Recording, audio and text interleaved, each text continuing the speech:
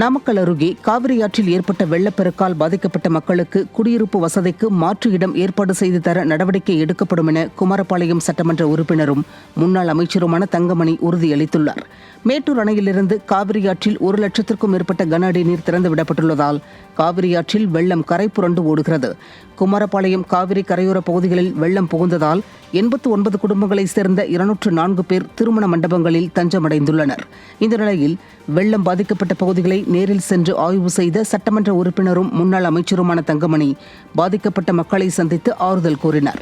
இதனைத் தொடர்ந்து செய்தியாளர்களை சந்தித்த அவர் பொதுமக்களுக்கு தற்காலிக முகாம்கள் மூலம் தீர்வு காண முடியாது என்றும் விடிய அரசும் கண்டுகொள்ளவில்லை என்றும் குற்றம் சாட்டினார்.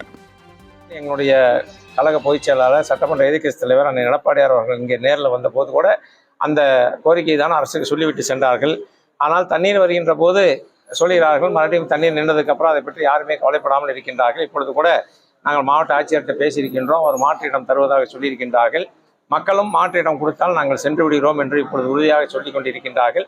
ஆக 1 மாத காலம் 2 மாத காலத்திற்குள் அவருக்கு மாற்றிடம் ஏற்பாடு செய்து அவர்களுக்கு தொகுப்பு வீடு கட்டித் தருவதற்குண்டான நடவடிக்கையை நாங்கள் மேற்கொள்வோம். சட்டமன்ற உறுப்பினர் என்ற முறையில் மேற்கொள்வோம்.